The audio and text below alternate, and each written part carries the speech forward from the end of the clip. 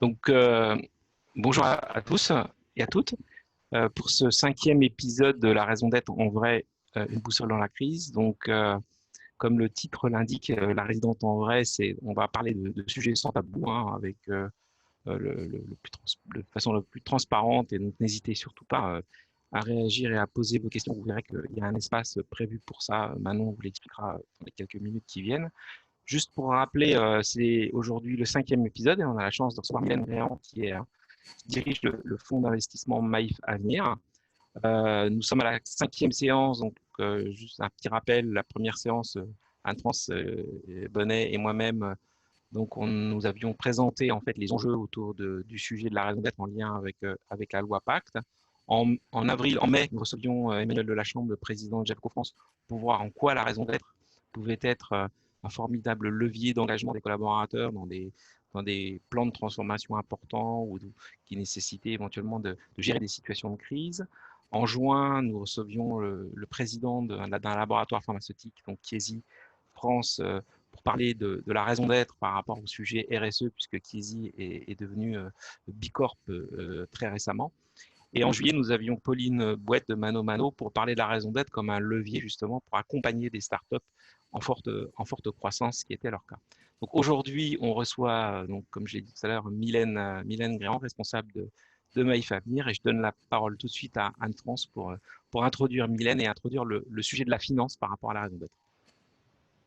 Merci Jean-Noël. Bonjour à toutes et à tous. Peut-être un point que tu n'as pas précisé, Jean-Noël.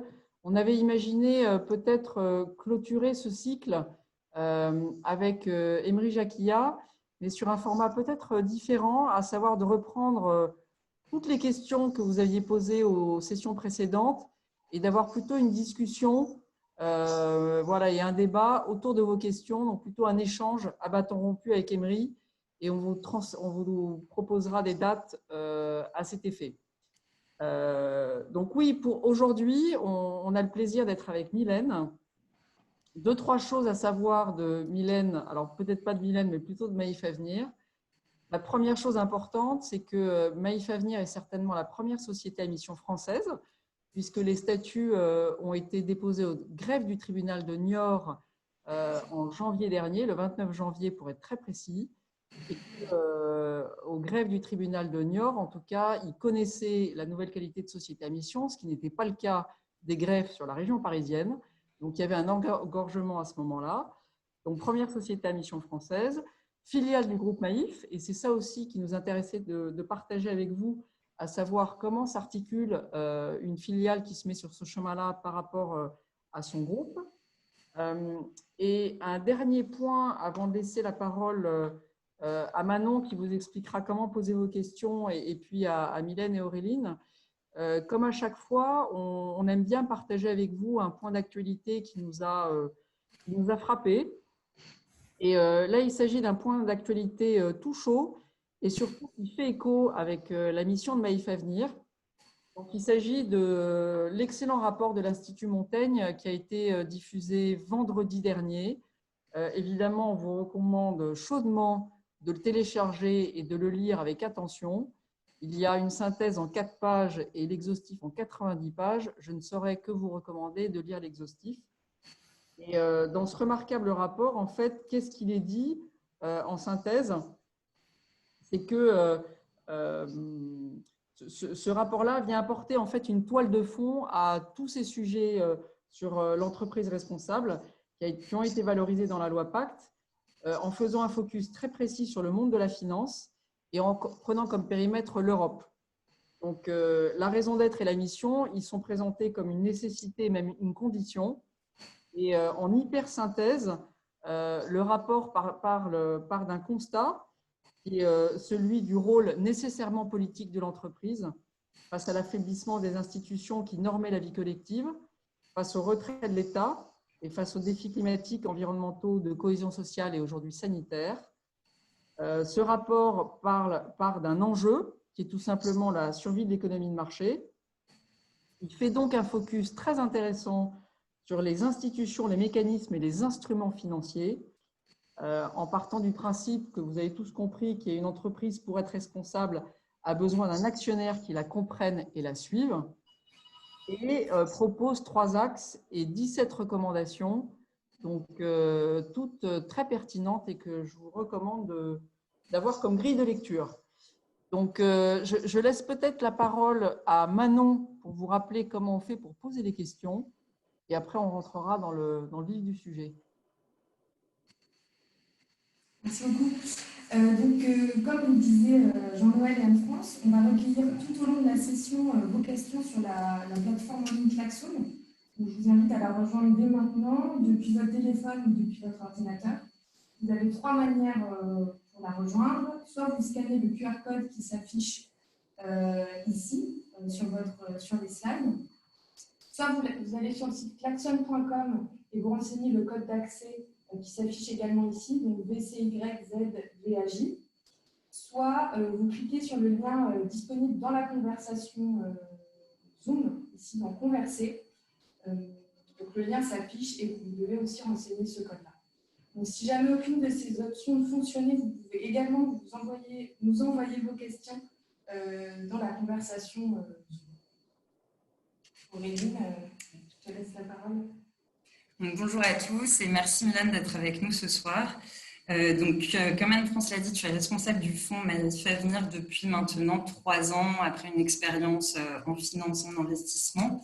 Alors peut-être en introduction, c'est intéressant que tu nous dises 2 choses. Alors peut-être déjà nous expliquer, nous dire en 2 mots le fonds Maïf Avenir, de quoi s'agit-il, qu'est-ce qu'il faut savoir sur ce fonds.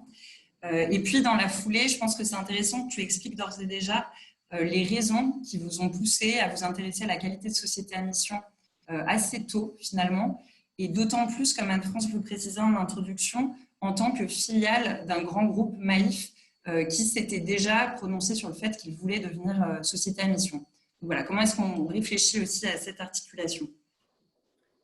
Bonsoir à tous, merci à vous 3 de me permettre d'intervenir ce soir. Alors, peut-être juste quelques mots sur Maïf Avenir. Maïf Avenir est un fonds de capital innovation rattaché au groupe Maïf qui en est l'unique financeur. Donc, c'est un fonds qui a été créé en 2015, qui est aujourd'hui doté de 250 millions d'euros.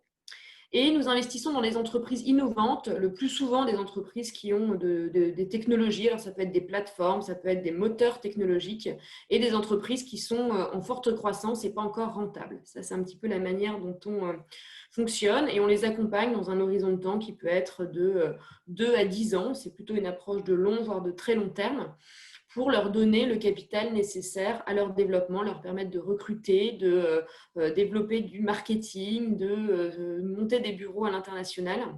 Et on va investir des tickets qui sont compris entre 1 et 10 millions d'euros et qui vont forger cette relation capitalistique et permettre l'accélération de leur développement. Depuis notre création en 2015, on a soutenu 37 startups. Donc c'est plutôt une activité assez intense pour un fonds d'investissement. Et on cible plutôt des secteurs divers, donc on en a mis quelques-uns. On travaille beaucoup sur des sujets de fintech et d'assurtech, donc des sujets liés à l'industrie financière, aussi bien bancaire que l'assurance. Des sujets de mobilité qui sont en lien avec le métier d'assureur auto notamment de Maïf. On regarde des sujets RH, formation. Là encore, parce que c'est tout à fait pertinent pour un groupe de 8000 salariés comme Maïf que de regarder ces sujets-là de manière précise. Des sujets d'habitat, des sujets plus proches des entreprises, donc du B2B dans le logiciel, les outils qui peuvent aider ces entreprises à être plus résilientes.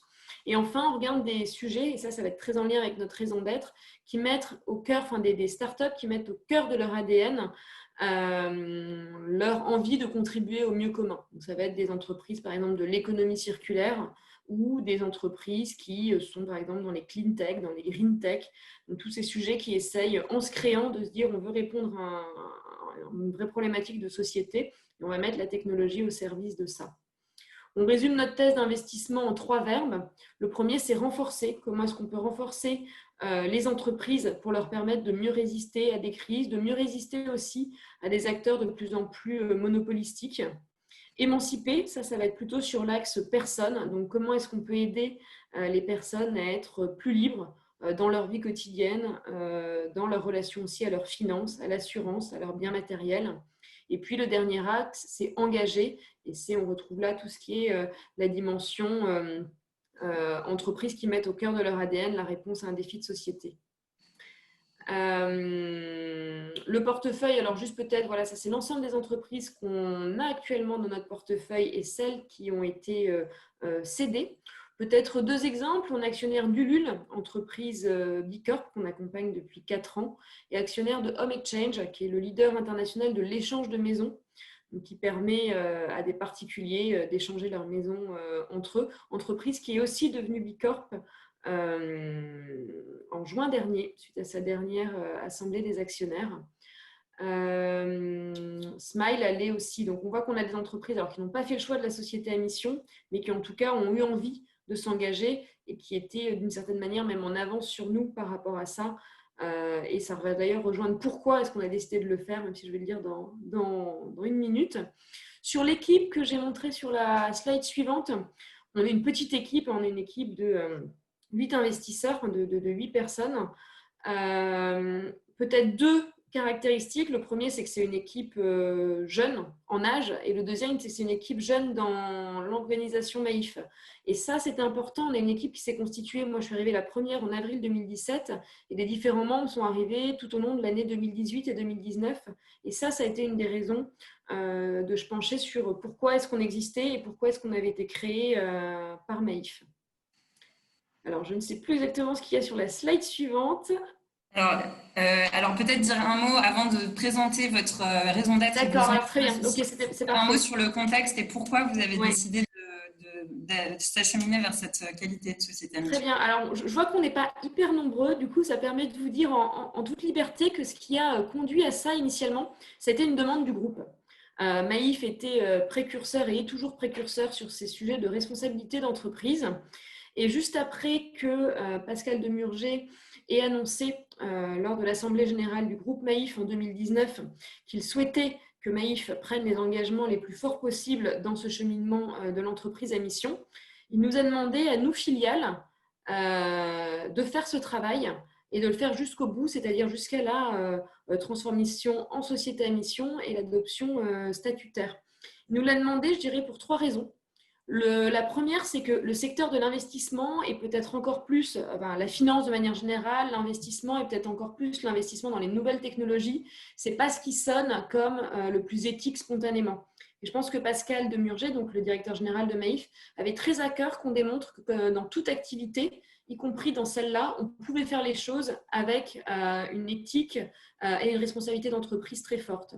La deuxième raison, c'est qu'il voulait donner des éléments de preuve que Maïf, comme assureur, agissait et qu'il donnait aussi cette responsabilité-là à chacune de ses filiales, à l'ensemble de ses métiers. Et d'ailleurs, on voit qu'aujourd'hui, les autres filiales du groupe sont aussi sur ce même chemin avec un objectif que l'ensemble du groupe soit cohérent dans cette transformation-là.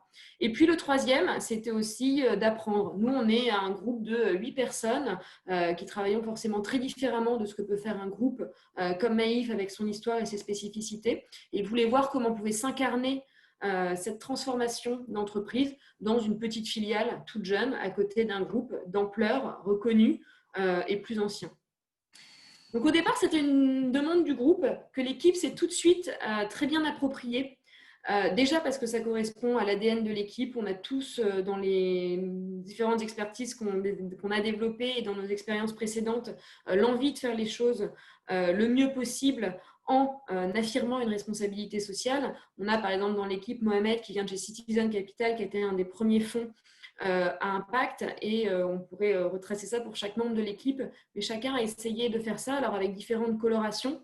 Moi par exemple, c'était un objectif de contribution à l'intérêt général. J'ai eu un petit passage dans ma carrière au ministère des Finances et c'était important pour moi de pouvoir le retrouver aussi dans mon poste actuel. Et chaque membre dans l'équipe m'a fait part de manière assez personnelle de comment est-ce que tout ça l'habitait et du fait qu'il souhaiterait le traduire concrètement.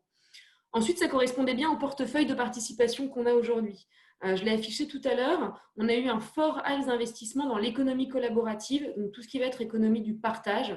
Dans le portefeuille, on a eu de l'échange d'appartements, de maisons, de véhicules, de camping-cars, de bateaux, de services entre voisins, de tout ce qui peut renforcer le lien.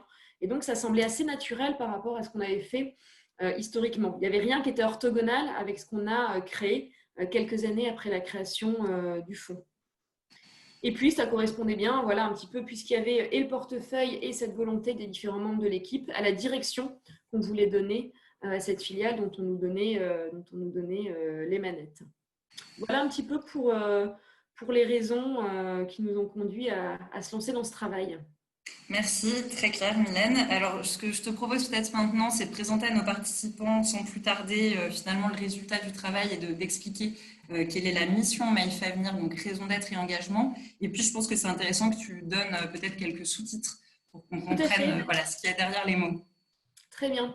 Alors, déjà, première chose, c'est que la raison d'être Maïf Avenir commence par la raison d'être Maïf, que je vais du coup vous lire. Convaincu que seule une attention sincère portée à l'autre et au monde permet de garantir un réel mieux commun, nous la plaçons au cœur de chacun de nos engagements et de chacune de nos actions. Donc là, on a une raison d'être qui est courte, qui repose sur deux mots très forts, deux expressions très fortes, l'attention sincère d'une part et le mieux commun.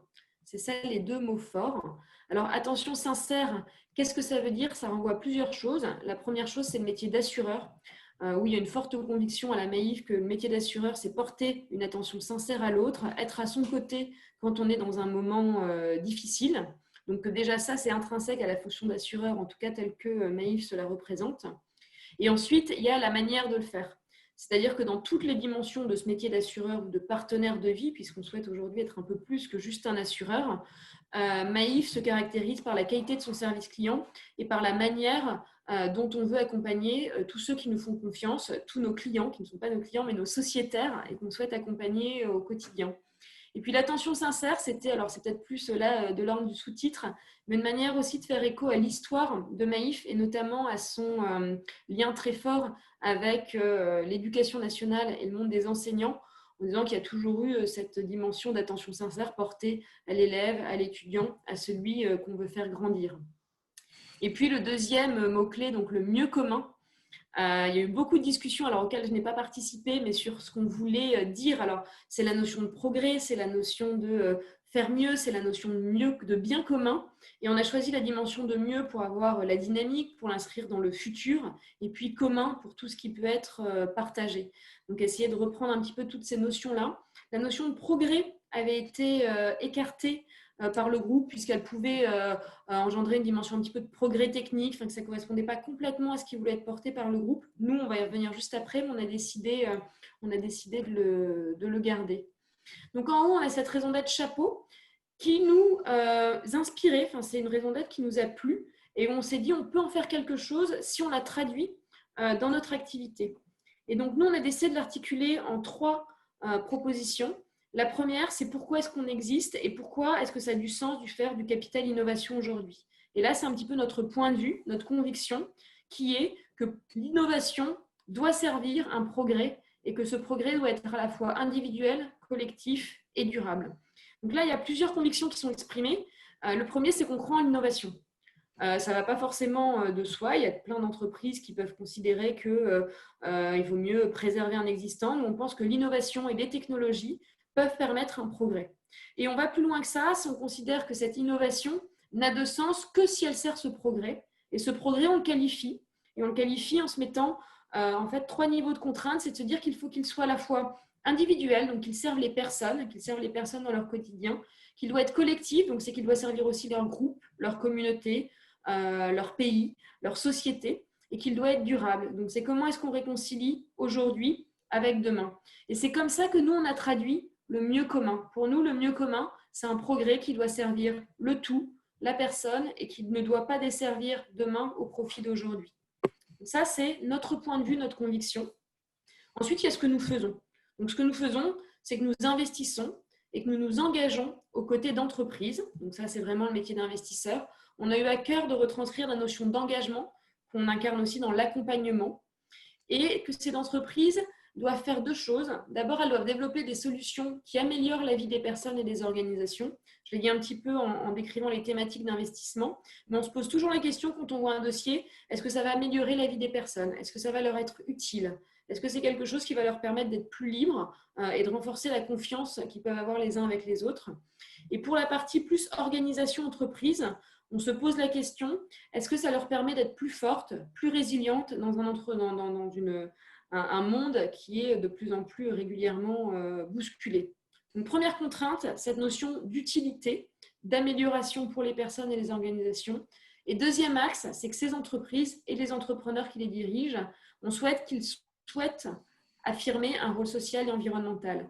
Ce n'est pas forcément le cas quand on rentre, on n'a pas forcément des entreprises, quand on entre au capital de ces startups qui sont déjà engagées dans un cheminement de responsabilité.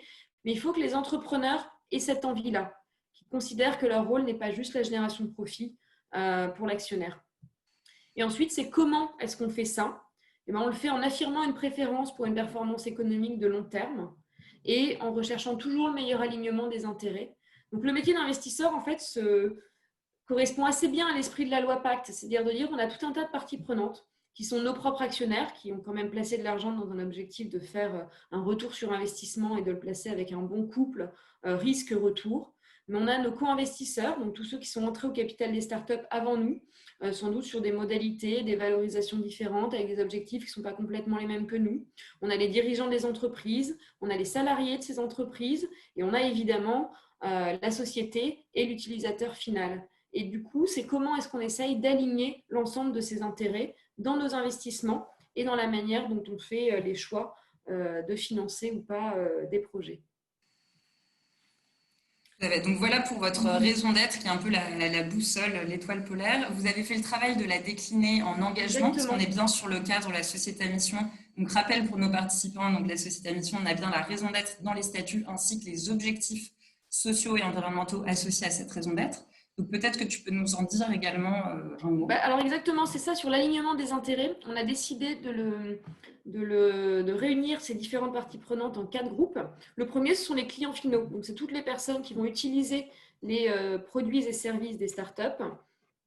Et ce à quoi on s'engage, c'est de dire qu'on va soutenir des produits et services innovants qui présentent une réelle utilité pour les personnes et pour les organisations. Et cette réelle utilité, c'est de se dire, est-ce que c'est un produit pour lequel on crée le besoin, ce qui se fait évidemment beaucoup, ce qui est le travail de marketing, ou est-ce que fondamentalement, ça répond à un besoin des individus et des organisations? Deuxième axe, c'est la société et la planète. Et donc là, c'est de se dire, à la fois sur le portefeuille existant et dans toutes les entreprises qu'on va financer, comment est-ce qu'on peut faire en sorte d'accompagner une progression de l'impact social et environnemental positif de ces entreprises. Donc ça peut être aujourd'hui la situation escalée, mais on va travailler avec vous, on va vous encourager à définir une raison d'être, on va vous encourager à aller dans ce chemin éventuellement de l'entreprise à mission si ça vous semble accessible, pour que, entre le moment où on investit et le moment où on cède notre participation, vous ayez progressé. Et nous, d'année en année, que notre portefeuille de participation ait un impact plus positif. Participation et écosystème, ça c'est ce que je disais vis-à-vis des fondateurs de start-up, de leurs salariés et aussi de nos co-investisseurs, qui sont parfois les co-investisseurs, ça peut être la famille, des amis, des entrepreneurs au départ. Et c'est comment est-ce qu'on a toujours à cœur de produire le meilleur alignement des intérêts entre ces parties prenantes, de toujours essayer de réconcilier des objectifs qui sont divergents. La dernière partie prenante, c'est alors à la fois l'actionnaire, donc en l'espèce Maïf, mais aussi la filière métier, à savoir les gens qui font de l'investissement et un petit peu la notoriété de ce métier d'investisseur. Et là, ce qu'on se fixe comme objectif, comme engagement, c'est de démontrer qu'il y a un lien positif entre le fait de rechercher un impact social et environnemental positif et le fait de générer de la performance économique. Alors ça, on le pense tous dans l'équipe, mais c'est aussi une conviction très forte chez Maïf, de se dire que cette responsabilité sociale d'entreprise, en fait, elle sert une performance économique et que sur le long terme, ce sont ces entreprises-là qui réussiront le mieux. Voilà pour les engagements. Super, merci beaucoup. On sent que tu as bien mis les mains dans le cambouis, que tu as participé aux travaux. C'est très clair et tu le portes vraiment. Alors, je pense que la question qu'on avait envie de te poser à ce stade, alors peut-être 2 choses. De se dire, alors le pendant déjà, et toi, donc tu as été vraiment à la manœuvre sur ces sujets, vraiment faire partie des chevilles ouvrières. Donc c'est intéressant, je pense que tu nous dises comment est-ce que vous avez vécu le cheminement et ces réflexions autour de la définition d'une mission pour Maïf Avenir. Donc à la fois toi en tant que responsable du fonds et puis aussi en tant qu'équipe, qu'est-ce que ça a produit de réfléchir à ce sujet? Et puis, deuxième partie de ma question, c'était de me dire, c'est vrai que vous faites partie, Anne-France l'a dit, probablement la première société à mission en France à avoir changé ses statuts. Donc, vous avez quand même un certain recul aujourd'hui. Donc, comment est-ce que vous avez vécu ces derniers mois avec cette qualité de société à mission? Et c'est d'autant plus intéressant qu'on a vécu quand même une situation un peu inédite avec la crise sanitaire. Donc, je pense que tu peux nous expliquer comment est-ce que ça a pu vous servir de boussole dans ce contexte, justement, quels effets ça a pu avoir de s'être doté de cette mission. Aujourd'hui, je disais que ce que ça m'avait, ce sur quoi j'étais le plus impressionnée, c'est la dynamique collective que ça a enclenché. J'avais à cœur tout à l'heure de justement présenter l'équipe pour montrer qu'elle était à la fois très jeune, très engagée. Et ça a été un moment qui a énormément renforcé justement cet engagement de l'équipe, sa motivation à faire son travail et à le faire chez Maïf Avenir. Donc ça, c'était un résultat que je n'imaginais pas à ce point-là, parce que ça a permis de retravailler sur l'historique. Pourquoi est-ce qu'ils ont rejoint Maïf Avenir? De faire ressortir aussi des choses sur peut-être ce qui avait pu les surprendre au départ, les étonner. Et que, au final, ça a mis beaucoup de choses à plat et ça a remis tout le monde sur un chemin qui soit un chemin commun vers une destination qui, du coup, était beaucoup plus définie et qualifiée. Donc ça, c'est l'un des premiers apports très concrets qui a été d'insuffler une dynamique collective très précieuse et très forte. Le deuxième point, c'est la relation avec le groupe. Ça a permis aussi, par ce qu'on a recherché sur la raison d'être, son articulation avec celle de Maïf, ce qu'on pouvait dire, de faire ressortir un petit peu quels étaient les objectifs du groupe, les nôtres, et de vivre en tant que filiale. Et ça, je pense que ça a été un travail très riche des deux côtés qui nous a fait beaucoup avancer. Et puis la troisième chose, bien sûr, c'est sur le fond, c'est que ça nous a donné un niveau de contrainte plus important que ce qu'on pouvait dire avant en se disant, bah là, on veut bien faire les choses, on veut être un investisseur responsable, on veut faire de la finance de la meilleure manière possible. Là maintenant, c'est écrit, c'est statutaire, c'est quelque chose que tout le monde peut nous opposer. Donc c'est se fixer quand même quelque chose d'assez fort auquel se référer avec une volonté d'aller plus loin et de ne pas pouvoir en déroger. Voilà un petit peu pour ce que ça a produit. Et puis pour revenir sur, alors je ne sais pas si on a beaucoup de recul, on a 8 mois de recul comme société à mission, mais c'est quelque chose à quoi on a beaucoup pensé pendant la période de crise qu'on vient de vivre. On a vécu, alors dans le métier d'investisseur comme dans beaucoup de métiers, ça a été quand même vraiment un moment de crise très forte. Ça a été d'abord une crise de trésorerie pour nos startups puisque leur activité s'arrêtait et que ce sont des entreprises qui ne sont pas rentables, donc qui ont dû trouver des solutions de court terme pour s'en sortir. Puis une crise économique, c'est-à-dire qu'au-delà du fait de ne plus avoir d'entrée ponctuelle, il y a une vraie inquiétude à ce que demain, elles puissent se financer et faire leur travail. Donc, il y a eu ce moment où on pouvait se dire, OK, là, on gère juste de minimiser la casse ponctuellement. Je pense que le fait d'avoir affirmé cette raison d'être, avec notamment 2 axes qui étaient le fait de privilégier le long terme et le fait de se dire qu'on cherche la performance économique de long terme dans le meilleur alignement des intérêts, ça nous a incité à avoir plus de sang-froid, à toujours se dire OK, on est là pour le long terme. Peut-être qu'on va devoir décaler les objectifs de cette start-up d'1 an ou 2. Mais au final, alors on a la chance de pouvoir dire ça parce qu'on a un financeur comme Maïf qui nous laisse ce temps, mais au final, ce n'est pas forcément très grave. Si demain, ces innovations sont bonnes, la performance, on la retrouvera. Donc, on a eu un petit peu cette impression que ce qu'on avait défini dans la raison d'être se retrouvait particulièrement bien. Et puis, la deuxième chose, c'est que cette crise, ça fait ressortir l'importance de la confiance, l'importance du lien entre les individus et les organisations. Et que ça nous a fait nous dire, pour pouvoir contribuer au mieux commun, pour pouvoir porter cette attention sincère, il faut qu'on trouve des entreprises qui placent la confiance, au-delà de la responsabilité, la confiance au cœur de leurs produits et de leur relation avec leurs salariés. Donc ça va être dans ce qu'elles proposent comme produits et services, et ça va l'être dans la manière dont elles font leur travail et dont elles incarnent la fonction aussi de manager, d'employeur, avec l'ensemble de leurs salariés. Un bon exemple pour nous, c'est justement Home Exchange, dont je parlais tout à l'heure, qui est donc une société qui fait de l'échange de maisons entre particuliers, donc dans le secteur du tourisme, qui a été forcément impacté de plein fouet par la crise et qui pouvait bénéficier, comme beaucoup d'autres, comme tout le monde, du chômage partiel ou de différents prêts.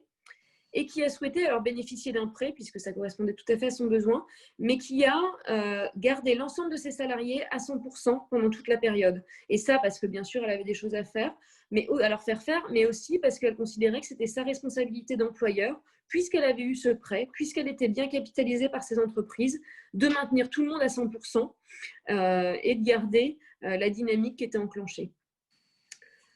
Voilà un petit peu sur ces 8 mois de recul. Merci beaucoup, Mylène. Alors, je te propose de passer sans plus tarder aux questions. Je crois qu'on a quelques questions qui sont arrivées entre-temps. Et puis, du coup, voilà, ça permettra de creuser un peu ton propos. Alors, on les voit normalement qui s'affichent à l'écran. Alors, est-ce que tu as une question? Alors, je regarde, là, je les ai à l'écran. Et tu arrives à les voir, ouais. Alors, sur les nouvelles contraintes, ce sont celles quand même du cadre sur quelle est la formulation. Alors, je vais peut-être la lire. La formulation de la raison d'être a-t-elle apporté de nouvelles contraintes à Maïf-Avenir ou vient-elle formuler des partis pris qui étaient déjà présents dès la création du fonds?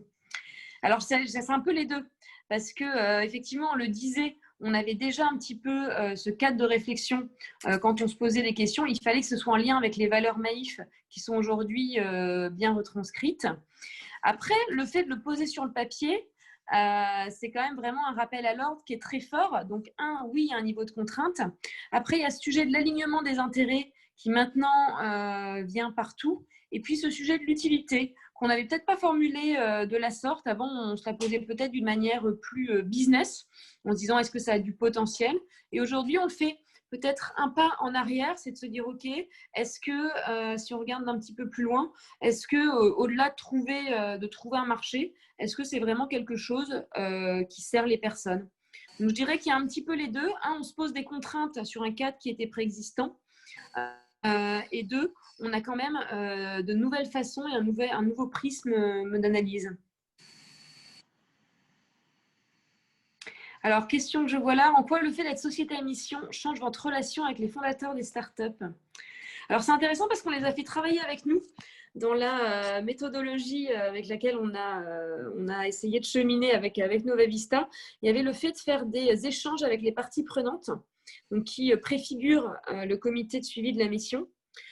Et donc, on a invité à la fois des startups qui faisaient partie du portefeuille Maïf-Avenir, d'autres avec lesquelles on échangeait. Donc, on a travaillé avec Ulule, on avait travaillé avec AssoConnect, avec une startup qui s'appelle Jam, qui fait un chatbot, et j'en oublie.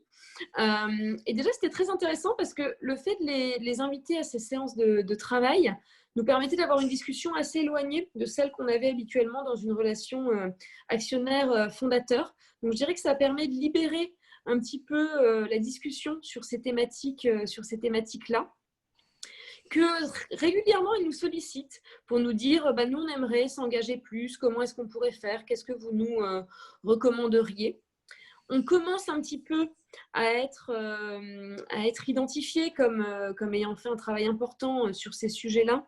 Et donc, on a des fondateurs de start-up qui nous interrogent, qui nous demandent un petit peu comment on a travaillé, donc un rôle d'expert. Et puis, dernière chose, je dirais, c'est une exigence qui est plus grande sur ces sujets-là. Donc, ça se ressent dans des sujets RH, ça se ressent dans des sujets derrière de responsabilité d'entreprise, de responsabilité environnementale. C'est des sujets que maintenant on se sent complètement légitime d'amener en board et d'opposer aux dirigeants de start-up. Alors, je vois une question sur les prochaines étapes. Alors ça, c'est tout à fait intéressant puisqu'on est en plein dedans. Alors, la prochaine étape, c'est la constitution du comité de suivi de la mission. Alors, on avait à peu près au moment justement de la modification statutaire réfléchi à sa constitution en termes de catégorie de membres. Alors, il y a une petite slide, peut-être Aurélie, on peut la passer sur la manière dont on pensait constituer ce comité. Pardon, là, je crois que c'était la slide juste après de mémoire. Voilà. Pardon, c'est un peu long. Voilà. Bon. Alors, on se disait déjà que nous, notre principale partie prenante, ce sont les startups, à la fois leurs dirigeants avec qui on échange très souvent, mais aussi leurs salariés. Donc, on avait à cœur de se dire qu'il y aurait 3 membres qui viendraient des startups, 1 ou 2 fondateurs, 1 ou 2 salariés, un confrère investisseur pour représenter la partie tierce co-investisseur, quelqu'un qui représenterait le groupe Maïf en sa nature d'actionnaire, quelqu'un qui le représenterait en tant que partenaire métier. Un salarié de Maïf Avenir, c'est la règle de la loi Pacte. Alors, attendez, je me rapproche. Ensuite, un intermédiaire, oui, on travaille beaucoup avec des banquiers ou avec des leveurs de fonds. Donc, c'est aussi des personnes avec qui travailler, à qui on voit qu'il y a un petit peu de travail sur ces sujets de responsabilité d'entreprise, en tout cas plus que dans l'investissement. Quelqu'un qui pourrait nous challenger dans la dimension expertise sur ces sujets d'impact et de responsabilité d'entreprise. Et enfin, quelqu'un qui représenterait la société civile et la partie prenante client final. Et donc, ça ferait un comité de suivi de la mission d'une dizaine de personnes. Donc, on travaille aujourd'hui, on a identifié des shortlists sur chacune des catégories et on commence à les appeler. L'objectif, c'est que ce comité de suivi de la mission puisse se réunir une première fois en 2020. Et puis, la deuxième chose dans les choses à faire, c'est de se rapprocher d'un organisme tiers indépendant pour définir. Alors, on s'est dit qu'on allait travailler avec notre comité de suivi de la mission pour définir vraiment les indicateurs.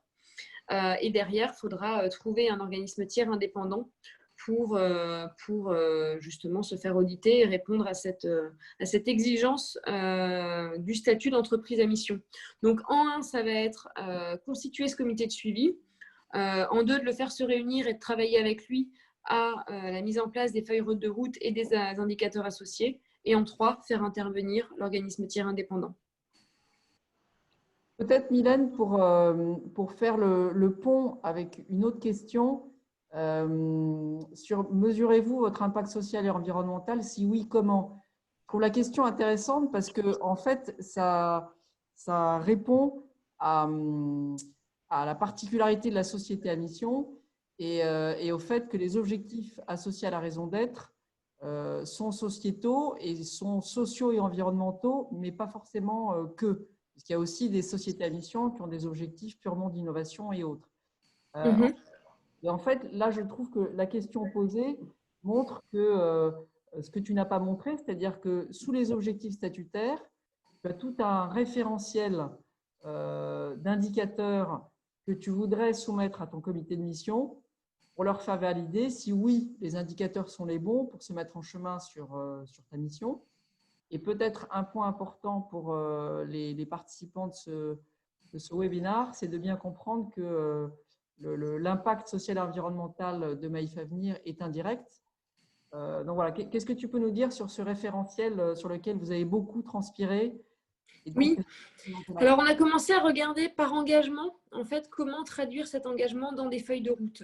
Et dans chaque feuille de route, d'avoir des indicateurs chiffrés, puisque l'objectif demain, c'est quand même de pouvoir être audité et donc de pouvoir objectiver chacun de ces engagements.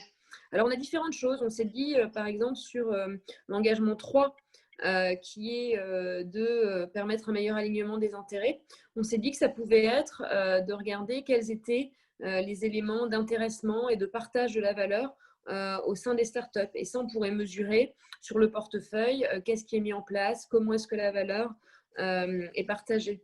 Ensuite, sur le volet plus social, si on se dit qu'on veut montrer que la responsabilité sociale et environnementale contribue à la performance économique de long terme, il peut y avoir des indicateurs comme évidemment la création d'emplois, comme un faible recours à des emplois précaires. C'est un vrai sujet dans les startups puisqu'il y a beaucoup de recours, alors évidemment au CDD, au stage, mais surtout à des auto-entrepreneurs dans tous les business de plateforme. Donc, de voir comment est-ce qu'on peut chercher des alternatives à ces modèles qui sont forcément privilégiés pour des entreprises qui n'ont pas encore atteint la rentabilité.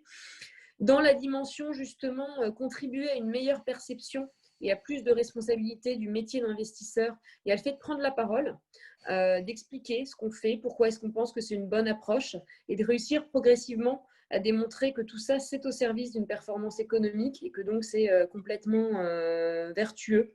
Donc voilà pour quelques exemples. J'ai pas mis, j'aurais pu faire effectivement des exemples de feuilles de route sur lesquelles on avait travaillé, mais on a essayé de se dire, voilà, d'essayer de trouver des choses qui peuvent être assez qualitatives et qui montreraient que l'impact social et environnemental du portefeuille progresse positivement.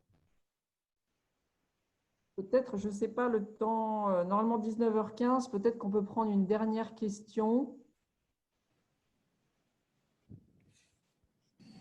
Laquelle te semble la plus pertinente, Mylène? Avez-vous des preuves qu'il est intéressant d'investir dans des startups responsables?